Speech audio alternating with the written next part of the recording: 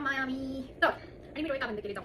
तर आज मनोजची नाही माझ्या पेटूची फरमाईश होती की कोथिंबीर रेडी. त्यासाठी सर्वात मोठा टास्क कोथिंबीर आधी निसून घ्यायची, पाणी काढून घ्यायचं आणि चांगली सुकून घ्यायचं. कोथिंबीरला आता आपण चिरून घ्यायचंय, पण चिरायची गरजच नाहीये कारण की माझ्याकडे आहे हे फूड प्रोसेसर ज्याच्यामध्ये सगळं काही चिरून होतं. आपल्याला जी काही खूप सारी कोथिंबीर दिसत होती त्याची झालेली आहे एवढीशी. नेहमी तुमच्याशी व्हिडिओच्या मागून वादसंवाद जे काय आहे ते घालायचे.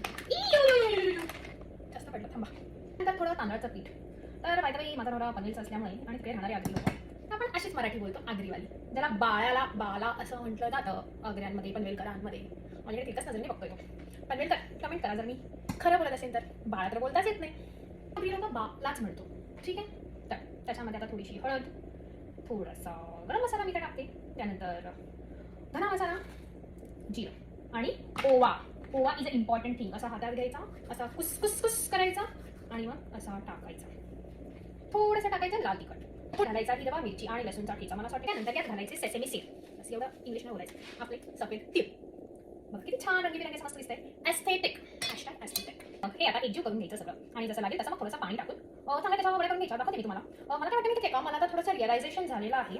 तर ज्यांचं लग्न झालेलं आहे त्यांनी पण कमेंट करा आणि जे लग्न करणार आहेत त्यांनी लक्षात ठेवा, लग्न करताना त्याच वेळी नवऱ्यासोबत एक ॲग्रीमेंट साईन करायचं आणि त्यामध्ये ना कामं वाटून घ्यायची. नवरा कोणती कामं करणार आणि आपण कोणती कामं करणार. कारण लग्नानंतर तर आपल्याला सगळी कामं करावी लागतात.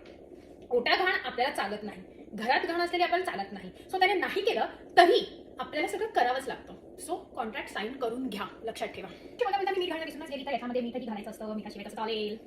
तर हे असं मी पीठ म्हणून घेतलेलं आहे जे तुम्ही बघू शकता आणि त्याच्या अशा वड्या करायच्या, म्हणजे ते आपल्याला आता स्टीम करता येतील वड्या. छान असं पाणी उकळलेलं आहे. त्याच्यानंतर याला मी तेल लावून घेतले खाली या पाण्याला आणि याच्यानंतर या कोथिंबीरच्या वड्या ठेवलेल्या आहेत. त्या मला तेला स्टीमरमध्ये आणि तर रेडी आहेत आपल्या कोथिंबीरच्या वड्या. तर या फ्राय करायच्या. नाहीतर तुम्ही जास्तच डायट करत असाल तर अशाच कापून खायच्या. जर तुम्हाला व्हिडिओ आवडला असेल तर नक्की लाईक, शेअर आणि कमेंट करा आणि मला फॉलो करायला विसरू नका. Bye bye.